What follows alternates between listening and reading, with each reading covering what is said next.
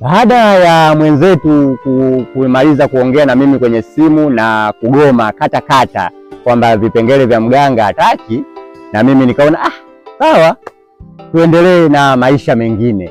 Na sisi pia tukaambiana, bwana midhari tuko salama, sasa kila mtu aendelee na maisha yake. Mganga ameondoka na kila mtu anapajua pa mganga, kila mtu namba ya mganga amechukua.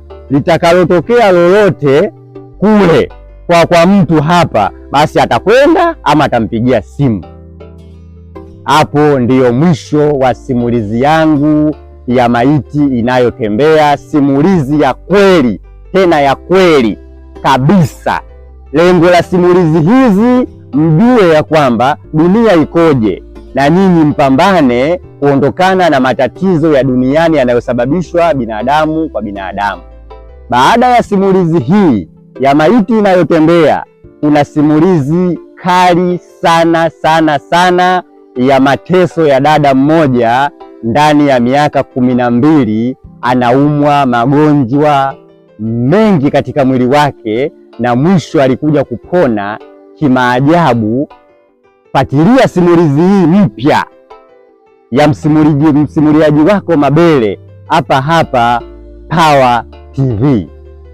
Na pia mashabiki zangu wote Tanzania na Afrika nzima na bara la Ulaya, Asia, Amerika Kaskazini, Amerika Kusini, asanteni sana, mnanipa support, mnanipa nguvu, tuko pamoja sana, na washukuru sana, na naomba muendelee kunisapoti pia kwenye simulizi yangu mpya inayokuja. Asanteni sana.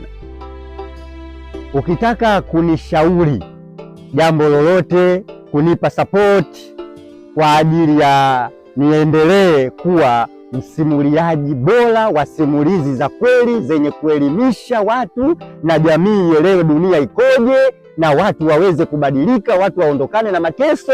Ukitaka kunisapoti, kunisaidia kinamna yoyote ama kunipa ushauri, piga 0768 80 98 80. Simuliaji wako Mabele wa Power TV.